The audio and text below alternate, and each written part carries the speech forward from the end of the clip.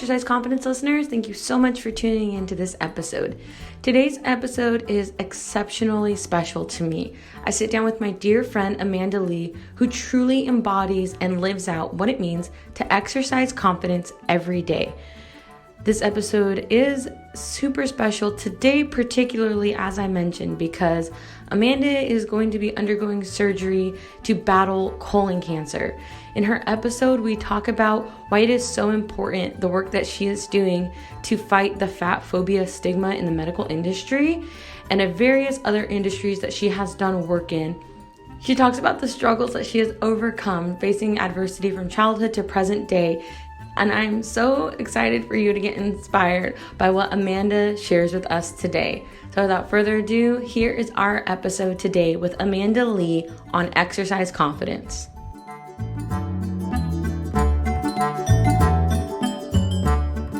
And I'm so excited, honestly, that I get to be able to share your story, because prior to everything that's developed recently, like, I've always wanted you to be on the show just because of who you are and how you are who you are, and everybody knows, like, Amanda is who she is, and it's never like a question. You're a very authentic person. So thank you for allowing me to be able to go on this journey with you and share part of your story.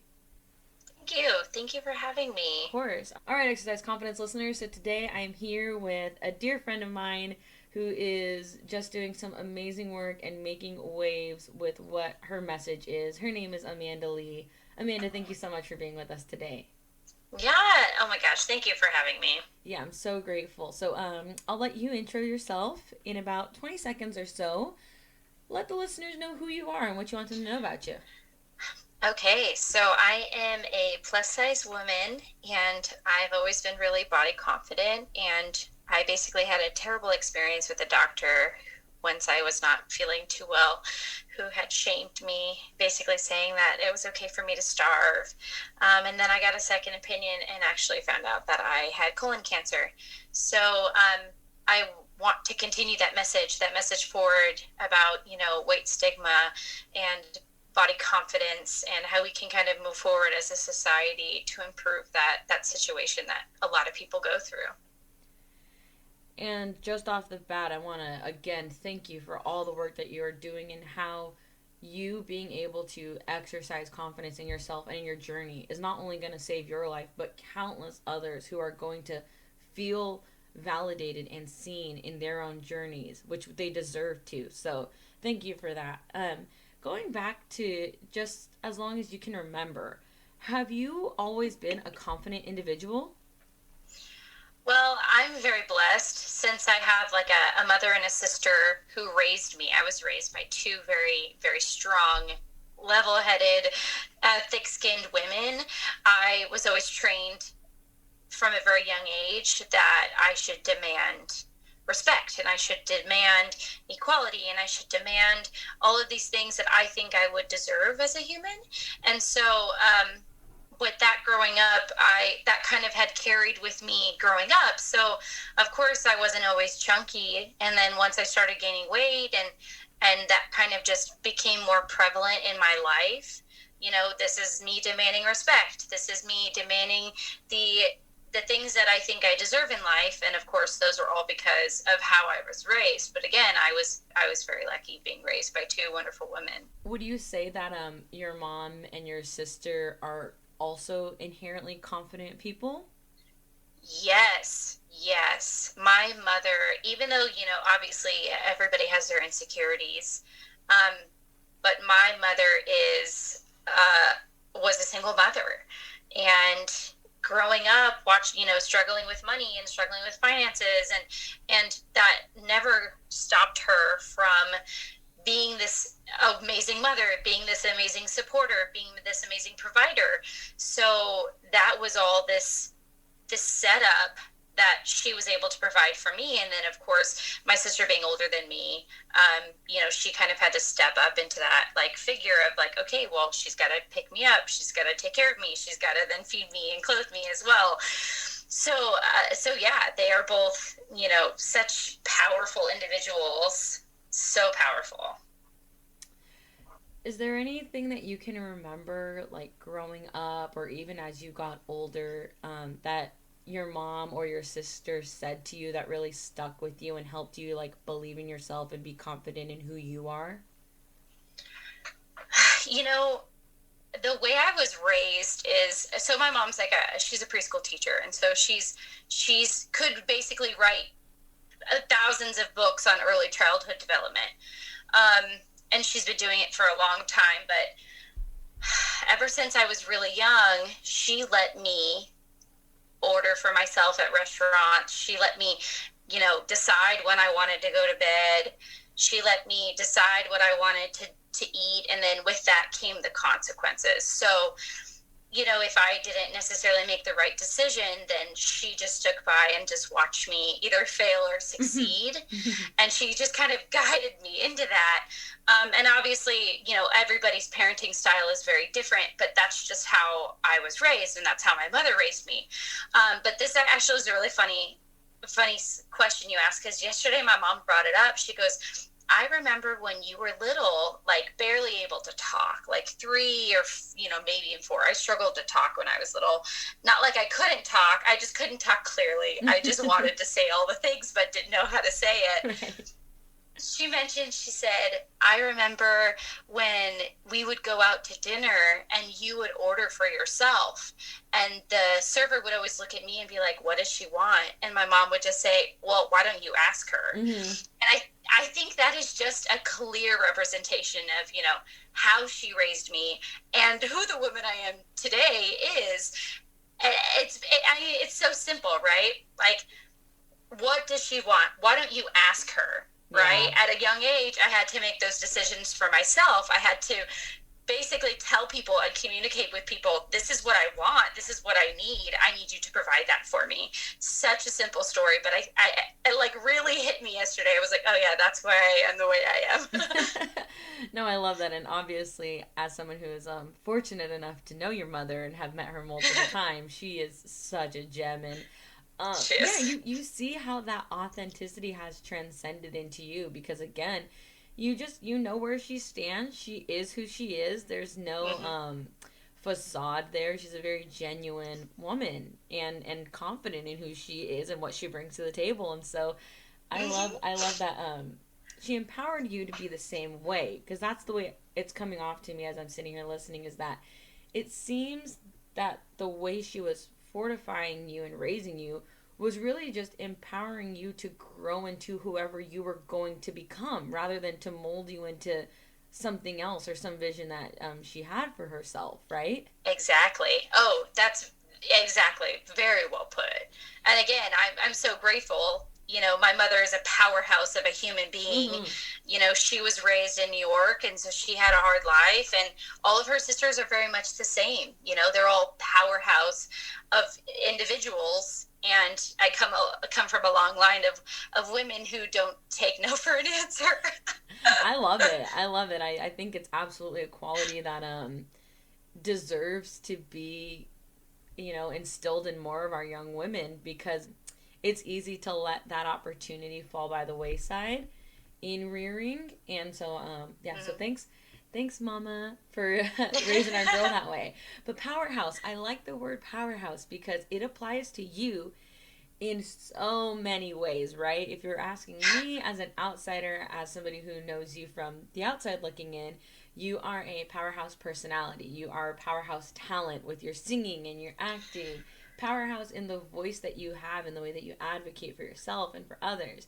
So I do want to touch on your background in theater, because I know that theater and body positivity do not go hand in hand. Yes, girl. Well, if you would like for me to dive straight into that one. Absolutely. So I basically have been doing theater since I was 4 years old. And of course, when I, 4 years old, I grew up in it and thought that this was how it was, right? This is how things are. So you just accept it and then you move on. And then I got to college, and obviously I was like 180 pounds, like maybe even 160. Like I don't even think I was that big. And time and time again, me and the other ladies were consistently being told, like, you're fat, you're overweight, you need to lose weight, you're not going to succeed unless you lose weight. And all of these things would consistently ring in my head. And one teacher in particular, obviously he was the dance teacher, he would tell me, like, nobody wants to see a fat girl dance. And one day he took all of the big girls into a room, and all of us very talented. I think I probably the least talented out of the other women.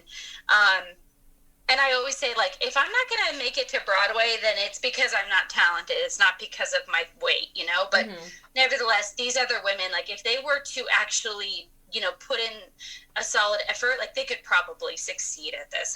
But of course, this situation has just impacted all of us. So he had put us all in a room, sat us down, and said, I see you all making this. I see you all being successful in musical theater and even making it to Broadway. If you were to lose 40 pounds. And you know what we did? We all collectively left together and then cried over pints of ice cream. And I think it just proves, I have pictures of us at Rite Aid getting pints of ice cream, because it just shows, like, that's not how to approach this. That's not how the situation is. And then at one point I was losing weight because I was basically saving all of my money to buy a car. My family was struggling, and, like, I needed a car. So I was working a whole bunch, going to school, a whole bunch of units, and I ended up putting everything I can aside. What that meant is I wasn't eating as much or as well as I should be. So I lost a lot of weight really quickly, going to dance classes every day. And the dance teacher had pulled me aside and said, hey, like, you look like you're losing weight. And I said, yeah, jokingly said, I'm on the poor man's diet. If I can't eat, then I don't. And his response to me, like, really stuck with me. He said, keep up the good work. Oh, yeah. And I talk about the story all the time because I can literally recall the situation as clear as day. Like, it happened moments ago. It stuck with me so intensely. And I got it easy. Like, other girls, decades long of women in the same musical theater program left, had to be sent to eating disorder, therapy, had to be sent to, they even sent girls at one time as a joke, quote unquote, to fat camp because she was too fat. Like, this musical theater program, like, I had it easy, but all musical theater programs are like this. And it perpetuates this idea of what Broadway thinks is what normal women are, and what they think is unhealthy. They're promoting this unhealthy confidence. And could you imagine, just take for a second, could you imagine if Broadway was full of people who were just talented, right? Regardless of what they looked like, they were just talented. Could you imagine what talent Broadway would have? Yeah, it's unfathomable. Because most of the time they're like, oh, you don't fit in the costume, you don't get cast. And it's acceptable, but I'm over it. That's unacceptable. We need to move past that. We need to move forward. And that's kind of why I'm trying to be so vocal about this, is because I'm done sitting back since I was 4 years old saying this is just how things are, because no. Things need to change. Yeah, we're definitely in a day and age where I love seeing how prevalent change can become, especially because of, as much as I hate to say it, social media, right? It is a double-edged sword of what you make it, because there is so much out there that really can just annihilate you and how you look at yourself. But there's also so much content out there that is inspiring, and it's changing lives for the better, much like your message and what you're doing. And I definitely want to dive into that. But first, I want to ask you, as somebody who was raised by a mother who very much empowered them to use their voice to answer those questions of why don't you ask her, versus growing up in an industry and going to school for this dream. How are you able to reconcile the negativity that you encountered in the musical theater industry versus the empowerment that you were raised with? And that's what's so shocking, is that I sit here and I can say, like, I'm lucky I didn't leave with an eating disorder, right? And I think that is because of how I was raised. I was told that I was deserving. But on the other end, I was still to this day think that I am not good at this trade that I have. I still think that I'm not worth being listened to as a vocalist or as a performer. And a lot of me has just given up on theater altogether because I feel like, well, if you aren't going to see me as talented or as I think I see myself, or as other people even say that they see me, then you don't deserve my time, which is really hard to say. But again, I think I am the lucky one because of who I am and because of how I was raised. I didn't leave with an eating disorder, but it still is devastating. Still is devastating, to think that this whole thing that I've invested in so many years would love me if I was this way, or if I were to do this. I'm 5'1", I'm not ever going to get any taller. Right. So it still took a dramatic hit on me, so much that I only started doing local theater and just thought, well, I'm not worth doing more professional shows. I'll just do the smaller stuff that pays mildly. And I've just kind of like taken a step back, and obviously my goal is to go towards more film, because I felt like the theater industry was like, I just didn't fit in anymore. Yeah, it's been interesting. Again, I'll say as an outsider, because I didn't really grow up in theater. I did sports, but my sister is in musical theater, and has been since elementary school. So I see this industry that I'm an outsider in, and then I always feel like when I see a quote unquote victory for inclusivity, I also get a little upset, because I wonder, is it a scapegoat token, right? Like when we see someone like Lizzo or Adele, and now even Adele's lost a ton of weight, but somebody who quote unquote breaks that aesthetically stereotypical norm for someone in the entertainment industry. And it's like, yes, like hell yes, queen, like go strut, do it. And then at the same time I'm like, okay, but is that the only one that they're gonna let in? You know? And then they get praised for it, and then they get attention for it. When in fact it should have nothing to do with their size or their height or their look. It should be talent, right? And one thing that I do perpetuate this idea with is, I have a lot of friends that I went to college with that now teach musical theater, and they teach voice. And so I do take the time to say, I think it's important to train your students that are going to be the next generation of this culture, because it literally is a culture. It's its own society. How can you encourage them to be themselves and also fit musical theater? And I always say, okay, well, here's the idea, right?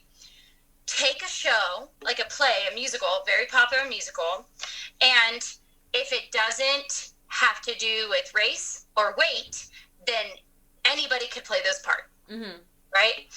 And that is such a simple concept that I think is still lacking in the musical theater business. Is, okay, when you think of Hello Dolly, you think of the woman who plays Dolly to be skinny and tall and vivacious and, strong. Some may even say a redhead, because the original woman was a redhead.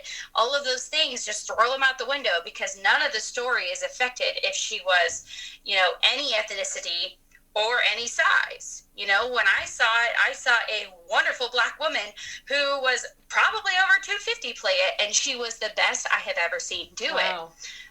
And genuinely was cast because of her talent. And that is what I want to encourage. If it doesn't hurt the storyline of the story, then anybody could play that part.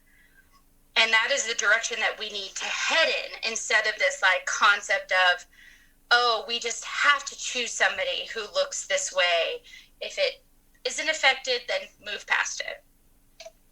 Obviously, the first thing that comes to mind for me is Hamilton. Oh, yeah. I remember seeing clips of it like commercials or promotion, I think, like on the news or whatever. And I was so confused for a second because I was like, wait, isn't this about like the founding fathers of America? And I was looking at the cast, like, who are they all playing? And I love and hate that was my thought, because I was so conditioned to only expect one person in this type of role. Yes. And when I saw the difference, I was like, oh, wait, wow, that's amazing. That's groundbreaking. Is this the first show that's ever done that? And if so, why has it taken so long? Yes. The answer is yes. Literally. And I can honestly tell you why it's taken so long. It is because when Broadway and film began, it was all about like follies, right? It was like showgirls, theatrical. You went to the theater to escape your reality. You know, the same with film. Film continued to progress, right? Film continued. Oh, it was like, oh, people don't want to see, you know, lavish things anymore. They want to see like people having a real life or a love story, people who look like them.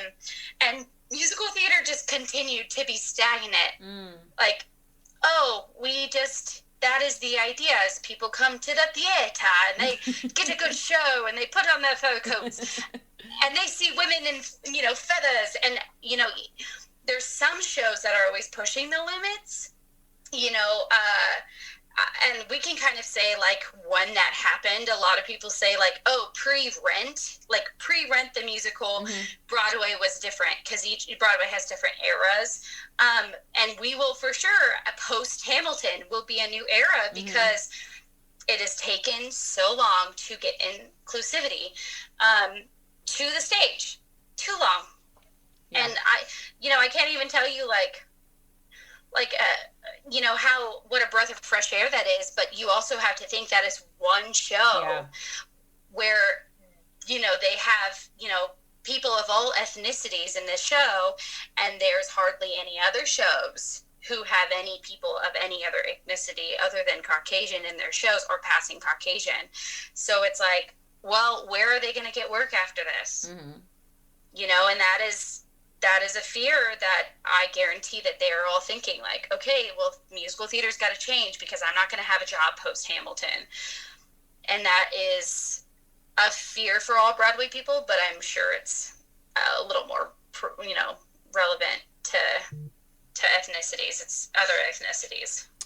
Yeah. And again, it just makes me think like, is Broadway gonna look at Hamilton and be like, well, that's our token diversity cast, you know, just like I mentioned with the other singers before, and especially in the modeling industry with Ashley Graham, right? Like, yes, she's the token, outspoken, plus size model, and at the same time, it's like, okay, that's great. Like, there's one. Where are the other 50,000? You know, and this is what I have to say to you about modeling, about Broadway, about any of the culture. If you and I have something to do about it, then it won't be, right? Or if people start continuously communicate and act of this, then we will move forward. Because if this stops being a topic of discussion, then 10 years from now, it's not going to be a topic of discussion. Yeah. But if we keep communicating about it, right? We spend the money on musicals. Like, we go see musicals like Hamilton. We put our money towards those musicals that are encouraging to us, that we want to promote. Or, you know, obviously everyone loves Ashley Graham. And if we obviously show how much we admire her, then we could continuously... feels like we're dragging along like in mud, but we can continuously try to achieve those strides. But obviously, like, that is huge fear, you know, because you're right, that is ridiculous. Like, we shouldn't be settling for a token of whatever, you know. Like, if I heard every day, like, you'd be such a good Tracy Turnblad, yeah, I get it. What about Christine Daae? Like, come on, you know. Like, I get it. Yeah, I'd be great at her, you know, at that wonderful character. But also, there's plenty of other characters. So I think if we continue to raise a fuss about it, and I will never stop raising a fuss, then I think that we can continue to be the next generation that is making better strides. I mean, that's the hope and that's the goal, obviously. And I mentioned this, I feel like a broken record, because I feel like I mentioned this at some point in every podcast, because everybody has something so unique to say that I know is going to touch somebody in a different way.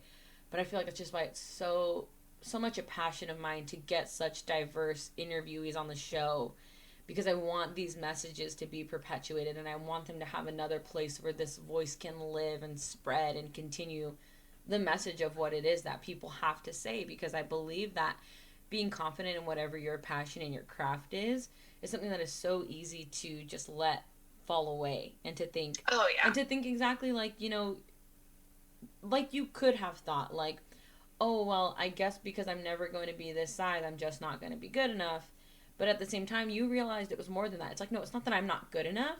It's that you're not being open-minded enough to give me the opportunity that I know I deserve. And I'm not wasting my time anymore. Yeah, and don't get me wrong, that is still something, especially when it comes to musical theater, I struggle with every day. But what's really nice is that those few women and those couple women that were sitting in that room with me when he told all of us that you're fat and you're entitled and you're not going to succeed, we now have a clan. We now are more empowered because of each other. And so where I feel like I'm lacking, I can turn to any of them and say, hey, this is how I feel. I know you can relate. And they will turn back to me and say, like, girl, you crazy. Like, keep going, you know? And, you know, if you do feel like you're falling short, then just create a community that will have your back. Creating a community is something that I feel is such a recurring theme on here. And I love sharing the importance of that, because there's that saying that you are a sum total of like the people you spend your most time with. And so if you're unfortunately going to be spending your time with negative people who don't believe in you, and if all you're hearing is that, it's so much harder to feed your brain that positive message that it needs. Yeah. Oh yeah. You said a word right now that made me want to ask you a question, because you said the director said you were like entitled fat girls. Yes. And that's something I would love to address, because how are you able to delineate that in your message when you are expressing who you are and why what you have to say is important, that you can express it in a way that when somebody addresses you with that manner of like, well, you're just saying that because you're an entitled fat girl, you're like, no, it's not entitlement, it's confidence in who I am and what I'm sharing. Yeah, you know, and I think it goes to show you that the only reason why that word is being used is to demean you, to basically gaslight you, and to basically conditioning you into believing that that is what you deserve, that is acceptable. And I think that's basically what it comes down to, you know. Like if you were in psychology, you know, they had a dog and a dinner bell, and every time they ring the dinner bell, the dog would know that it was time for dinner, and the dog would start to salivate, right? Salivation was a result of the dinner bell. So every time you are being put down, right, like you are just entitled, you start to have feelings like you are not worth those X, Y, and Z, fill in the blank. So I think that is just them trying to condition you to believe them in what they say. Now, I think that is my opinion in my situation, because obviously the word entitlement was thrown around all the time. But if somebody had confidence, they were entitled. And we could go on and talk about how gender is obviously affected by that as well. Absolutely. Especially in musical theater. But nevertheless, we can go ahead and spare that, because I'm sure you know what I'm going to say about it. But I think it took me having this situation with this doctor where he had said something similar to me, having thousands of other people say, you know that's not right. Yeah. And for me to be like, this isn't right, then all of these things in my past are also not right. And the reason why I'm trying to be so vocal is that way people don't have to go through all of what I had gone through to figure it out. A lot of people don't have a giant social media following. So I will be their following. I will be that one to say, you know that that's not right. So please expect and demand better. You are confident and not entitled. That is what I really want to get into with you, right? Because as long as I've known you, you have always been a very body confident, body positive person. Again, in the face of all the negativity of people in the theater industry, which is when I met you and we were working together at the restaurant, we were going to school, so you were having these experiences at that time, I would have never known because of the way that you carry yourself.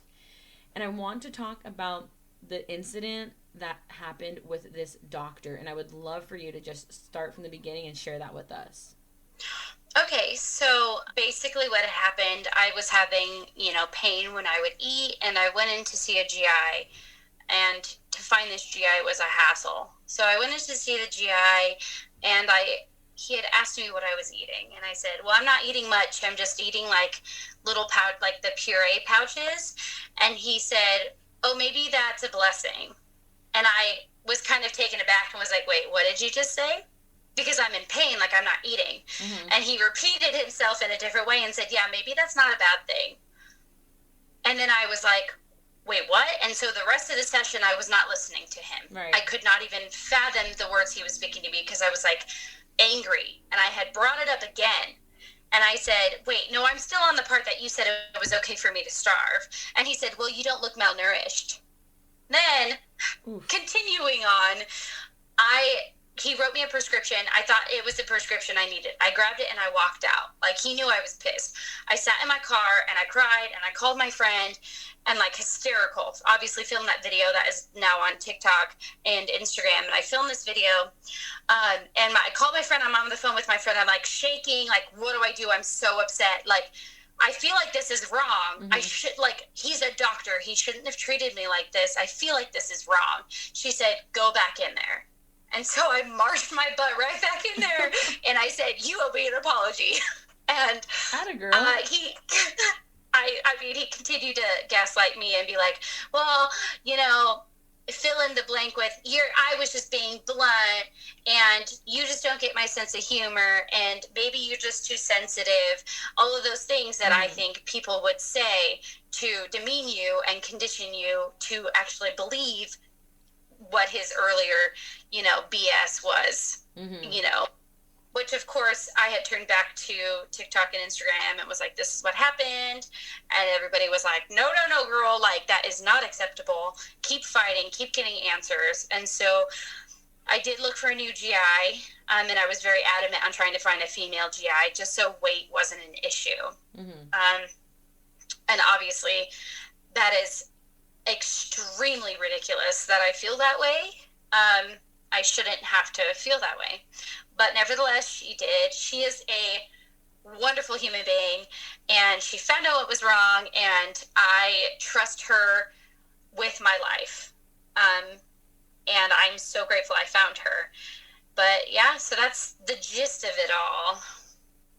Having someone to turn to as soon as you had this encounter, as you mentioned, you called your friend, and she was there to validate those feelings that you were having, because absolutely that was unacceptable. Going back in there and to coin a phrase you mentioned earlier, choosing to raise a fuss about it, not only in that doctor's office, but as you continued on your journey of there are answers that I need and I demand those answers because something is not right here. How important do you think it was to have somebody really in your corner in that moment that validated you in being confident in going back in there and calling him out on what he did? She is a great friend. We've been, best friends since high school. And of course, I feel like I have a lot of other friends that probably would have answered the call. But to be honest with you, at the time, the whole reason why I turned to TikTok and Instagram was because I felt so alone. I felt like, who can relate to this? who can understand, who can validate how I'm feeling. And so I did end up calling the right person. And, you know, even though she's had a lot of health problems in the past, and it took them forever to figure out that she had this rare autoimmune disease. And so I called the right person who was in my community that could say, no, girl, you're not crazy. He's messing with your mind. You know, go back in there and demand what you deserve, you know? And that video that you made and posted, I remember seeing it, and obviously the first thing, as somebody who just loves and adores you and wants to protect you in all things, because that's my nature, I brace to protect. I was so pissed. I was so pissed off. And I remember going and showing my mom and being like, can you believe this? Like, look at what happened to my sweet Amanda. I was like, so angry. I was like, and my mom was just appalled. And like, immediately, like, you know, my mom's the most like caring and thoughtful. She like started compiling a list of her own doctors and was like, if she needs anyone, like, these are my specialists. And she's like, let her know. And I was like, okay. So I have that list like in the back of my mind. Thank God you got in contact with the right people. But being so vulnerable, right? I think it takes such a high level of confidence to be vulnerable. And I honestly, if I'm being honest, that's somewhere where I am lacking in my confidence. Is I love being guarded. It's comfortable for me. And I don't like being vulnerable, and I don't like sharing very much, especially not super, super personal, intimate details of my life. But I think this is one of the most intimate and vulnerable things that you could have shared. And where did that confidence come from for that vulnerability? I know you said you felt alone and that you wanted to be validated in that feelings, but I think there's also another level there of being able to confidently share such a horrendous ordeal and encounter and allowing that vulnerability to be broadcast for the world. I think that okay, so I was raised to be very friendly, right? And one of the things, you know, I'm very blessed to have so many people in my life who I could call not only friends, but my best friends, you know? And I think that kind of goes hand in hand with that is, how do you make friends? You make friends by sharing vulnerabilities, right? That is how you make lifelong close friends, people that you can trust. And a lot of times I don't really have much embarrassment. I don't have many things that I can say, oh, well, I'm embarrassed at this. So I feel very confident sharing it. But I think that kind of goes hand in hand with that, was like, okay, well, I am a very vulnerable person. And a part of that definitely I get from my father. You know, like, my dad was never afraid to cry, never afraid to show emotions. This man was in the was in the Marines, was a cop, you know, like, you know, this very strong man never stopped to say, oh, maybe I shouldn't be shedding a tear for the way I feel, you know? So today I'm very much the same way, right? Like, okay, this is how I feel. Also, if you come at me, then I'm just going to come at you back. I can fight my own battles, you know what I mean? Even though I do feel like they're difficult and it is a struggle. But no, I totally understand with that aspect of how to be more vulnerable versus, you know, you, someone who always basically has like a wall up, and that's comforting to you, you know? Yeah, it's been a process, so we're working on it. But, well, you know, I mean, if it works for you and you feel like you're okay with that, then that's great. I mean, if that's something that you obviously want to work on, then do it, you know, work on it. Like, you got it. If that is like a flaw to you, you're like, I would like to be more confident sharing vulnerability, you know, more vulnerable things, then yeah, let's do it. Let's do it. Why not? Just let it all hang out.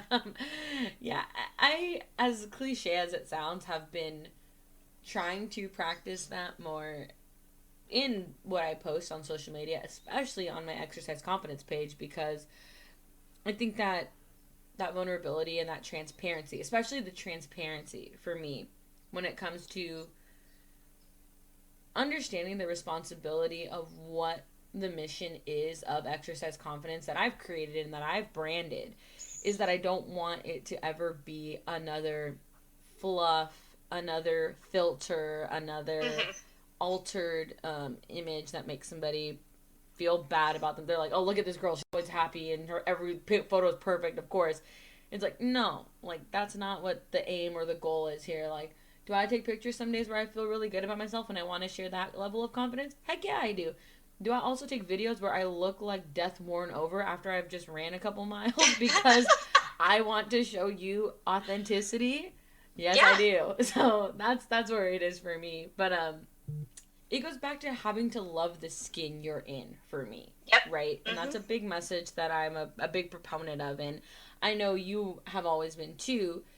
And there's the, correct me if I term this wrong, but the message that you are currently sharing following your diagnosis is it fear of fat kills or fat stigma kills? Yeah, so basically it's like fat phobia kills. And it's hard because this whole time I was thinking I just had IBS, right? I was pretty convinced I just had IBS. Cancer was not on the table. And so after I got the tumor diagnosis, it clicked. I was like, okay, I have a tumor. Yeah, this isn't the same anymore, right? It went from like, okay, yeah, like doctors, like you need to do better, to like, no, I'm the example of how you literally could have killed me, you know? And that would carry on through other aspects, not just the medical field, but fat phobia kills. And that is, you know, weight stigma. That kills. You know, after seeing my friends suffer in musical theater with eating disorders, that kills. You know, after me being diagnosed or ignored and then diagnosed with cancer, like I had no idea, like that wasn't even a thought. And the whole time I was just thinking, like, everyone's so upset over my video and I just have IBS. Like, I just need a doctor who would listen to me. It's just IBS. And I remember telling myself, like, I feel bad that everyone's fighting for me and it's probably not a big deal. And then when they were like, oh, you have cancer, I was like, oh, this is a big deal. And the fact that I try to brush it off is the issue. Right. You know, like, you know, I almost let my fear of it being minor, you know, brush off how I felt about the whole situation as well. And I mean, I know that my situation is obviously very rare. You know, like this is a very rare situation. Nevertheless, I'm going to scream it from every rooftop possible until everybody who has earlobes and ears can hear me. Yeah, as you should, especially because, again, correct me if I'm wrong, colon cancer tends to be one of the cancers that is more age associated. We see it happen in a lot of older people, and you are young as heck. Yes. Okay, so colon cancer is one, genetic, and two, like older, right, for older people. And you know, it's sometimes more male dominated because like women tend to kind of like observe their stool, like when they go to the bathroom, and men don't, right? So men don't really see if they have anything wrong. So the odds of men having it are high, and then the odds of older people having it are high, and the odds of people, if you have it in your family, are high. But I don't have it in my family. I don't know yet. I have to do a genetic test, but I literally have no idea. Nobody in my family has it. Plus, I'm young, and this wouldn't even have been on the table. But luckily, my doctor, instead of just giving me IBS medication that wouldn't have worked, she was like, since your other doctor didn't listen to you, I'm going to listen to you like above and beyond. Good. So she ran all these tests. And there was a couple red flags I could see in my first meeting. And now that I look back, I'm like, oh, that's why she ran these. That's why she took it so seriously. Right. You know, I had said things like, oh yeah, I just have hemorrhoids. And she's like, And then I said, and she's like, how long have you had that? And I'm like, like years. And she's like, And then she goes, when does the pain go away? And I said, oh, when I take ibuprofen. And she's like, you know, and I'm like, Mm-hmm. okay, I look back and it's like, those are red flags for her, Right. you know? But this other doctor, I had told everything and probably more to him, and I was prescribed UTI medication. What the heck? Yeah, literally not even IBS medication. Oh my gosh. Yeah. Oh yeah, and I called the pharmacist and was like, now we're friends at the pharmacy because I've been in and out of the emergency room and like seeing all, you know, my doctors tried everything that my insurance would cover. Mm-hmm. And so I go there pretty much every other day with a new medication, and they were like, you know, he had called me. The pharmacist had called me and was like, "Hey, what's the deal with this medication?" And I was like, "What do you mean? It's for IBS." He goes, "No, this is a UTI medication." Jeez. And I was like, "Yeah, it's not an antibiotic; it's a UTI medication." I was like, "Oh, thank God this pharmacist had called me, Mm-hmm. you know, and had told me." Yeah, well, thank God that there was somebody that was looking out for you there to begin with, and then this other doctor that you found. If you don't mind my asking, what was it like hearing those words? You have cancer. You know, when they did, okay, so I was sedated for the colonoscopy, but I woke up and I saw something on the screen. And I looked up at the screen and I said, "What is that?" Mm-hmm. And he said, "That's a tumor." And so he took a biopsy, and I was like, "I have a tumor in my colon." And he was like, "Yes, you have a tumor." And he's like, "I can't talk to you about it. I have to talk to your mom because you're sedated." And I was like, "No, no, no, I'm awake after you said the word tumor." Yeah. Yeah. And so I had gone home, and he had talked to my mom and told her, like, "This is probably cancerous. I will be very surprised if it's not. This is a big deal." I went home and I was in excruciating pain. My colon had swelled shut. So I called the doctor hysterical, like level 9 pain, like there's something wrong. Like, what is going on? He said to me, and he said, "Sweetie, you have cancer. You need to come back in because we need to remove your colon." And of course, the whole ride over there, I was like panicking and like, I was just so much pain. And I went to the emergency room, and luckily they were able to kind of get the swelling under control. So I didn't need an emergency, I think it's called a colonectomy. I didn't need an emergency surgery.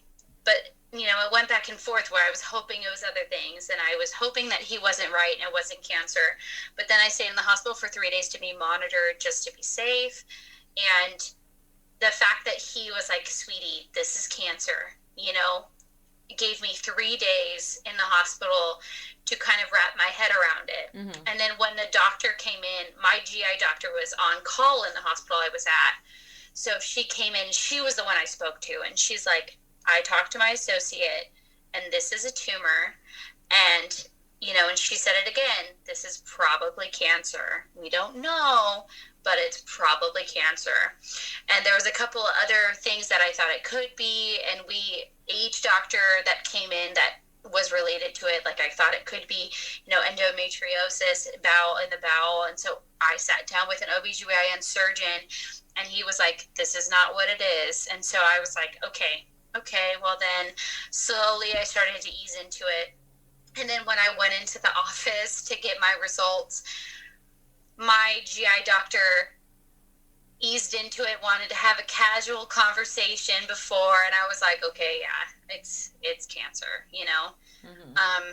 Then when she told me, I flipped from being this uncertainty into go mode, right? It went straight from like panic. Okay, how do we fix it? And that is like, you know, she told me, and I was like, okay. Like I was like shot in the gut for a second, and then I was like, question. Okay, how do we fix it? Let's move on. What do we do? When's my surgery? How do I get a surgery? How do I get an oncologist? How do I do this? How do I do that? And luckily my sister was with me, and she's writing notes. Like, and there was a couple times I obviously started crying. Of course. And of course my doctor just kept reaching over to me and being like, "You're going to be fine," you know, which is so incredible. She just kept saying, like, "You're going to get through this. Like, this is going to be fine. You know, you got this. Like, I'm here with you." And then, you know, the minute I sat in the car for a little bit and I cried with my my sister. And then from then on, it was like, okay, I have my surgery on the 22nd. What do I need prepared? What do I need to do? And pretty much right now, I'm just so grateful that someone found it before it was too late, that I have plenty of time to complain in the future, right? As of right now, like, I'm on a complete liquid diet until my surgery, and I can't complain about much. I'm not in pain. I'm not tired. I feel very much myself, which is hard to wrap my head around, but it's allowing me to get things done, call insurance, ask my friends to do things, pack a bag for the hospital, prep myself for the post, which is when things are going to be hard. So right now I don't have much complaining to do, because I will have plenty of complaining to do in the future. But that is a long story short on how I felt after she told me. Being able to have that time to process seems like obviously scary as hell, but also a little bit of a bracer before you get to actually sit down, and we're able to kind of like plan of attack. Let's go. Yeah, and also the fact that they kept me in the hospital, it was a sign that it was serious. And also it was a sign that they were taking it seriously. Right. Which puts me at ease, in a sense, like, okay, well, these are the people that will be doing my surgery. These are the people who answered all of my questions, held me as I cried. I like, how lucky am I? Like, I'm just so grateful. Now, going from your experience with multiple physicians who obviously never detected a more serious issue, to fighting so hard for yourself, demanding what you deserve, finally getting in contact with a doctor who's taking you seriously, and then getting an actual diagnosis, as scary and, forgive my pun, shitty. That's a great pun. How did it, and take this as you will, but how did it feel finally having your confidence in yourself, in what you were feeling, and your hard work advocating for yourself pay off? Even though the diagnosis, as scary as it is, but having it figured out, how did that feel? I think that I have enough fire in me right now to have enough fight for other people as well. And that's the thing, is like, I'm sitting here and I'm like, yeah, this is really scary. I'm gonna do great. Like, I'm gonna kick this butt. Yes. Like, yeah, I don't know if I would necessarily say it's confidence. I would say that this fire in me has perpetuated this confidence and led to me wanting to share my story and speak out even more, right? Before, I just thought it was IBS. Like, yeah, people have IBS and they live a normal life, and it's like, oh, wait, I have to get part of my colon removed. Like, you will never hear the end of it, because I think I have enough to say about the situation, and I'm completely validated in my anger and my upset with the doctor, and I'm upset, all the trolls that came at me, the internet trolls. Like, I have enough fight to fight all of them and my cancer. So, whatever. I mean, heck yeah, that's such a beautiful take you're able to have on it, is that not only do I have enough fire to fight for myself, but now I'm coming for those that maybe don't have that same fire, maybe haven't had been afforded the same opportunities of believing in themselves and believing that they deserve to advocate for themselves in these situations, especially when it comes to the stigma surrounding fat phobia. So if you 100%. If you had something that you wanted to say specifically to people that either are having to actively battle against fat phobia, or people who are perpetuating the stigma of fat phobia, like, what would you say to the people that are in that arena? I think it's pretty simple, because you are a certain size, it doesn't determine your worth. And you knowing your worth will only lead to your confidence. Yeah, absolutely. Now, in a more broader sense, and my favorite last question to ask every guest is, if you had one piece of advice for our listeners to exercise confidence in themselves daily, what would your advice be? I think my advice would be to wake up, look in the mirror, and love that person until you truly believe it. Love yourself so much that you actually believe that you deserve your own love. Because ultimately that's what confidence is the empowerment of yourself, the love of yourself, knowing your worth, knowing what you deserve. So wake up every morning, look yourself in the mirror. Even if you don't believe it, say, I am perfect. I am beautiful. This is what I deserve. I love myself. And then one day you'll condition yourself, just like those dogs, to believe it. Absolutely. Absolutely. Beautiful, beautiful piece of advice. And again, I think it's something that I've said a few times on here, like, you spend the most time with yourself out of anybody on the planet ever. You might as well love yourself. Remind yourself you deserve your own love. Mm-hmm. Preach, girl. Well, Amanda, just thank you so much for being on this episode. I love getting to hear more of your story and your journey, and being able to put another platform where it can be shared so more people can hear and be empowered by who you are and what it is you have to say and the fight that you have within you. So thank you so much, my friend. Thank you for having me. I really appreciate it. Yes, love you so much. Oh, friend, I love you too. Wow, what an inspiring story Amanda shared so openly and so willingly with us. If anything, I truly hope that what you got out of this episode and listening to Amanda share her story is that it is okay and it is necessary to demand what you deserve in this life. Speak up for yourself. Do not settle for anything less than what you know you need, especially when it comes to healthcare.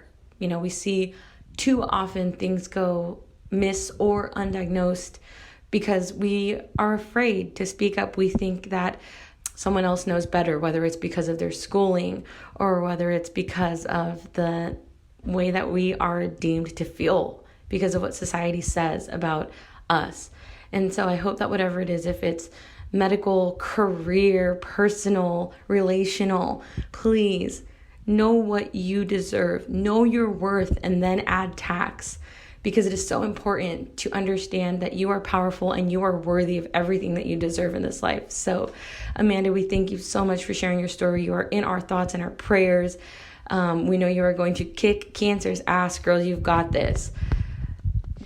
And the inspiration does not stop there with Amanda's story. We have another inspiring guest on the episode next week. Her name is Hannah Quinn, and she discusses how she is able to exercise confidence as an openly gay woman of faith, and in the work that she does and in the opportunities that this has allowed her to take advantage of in life.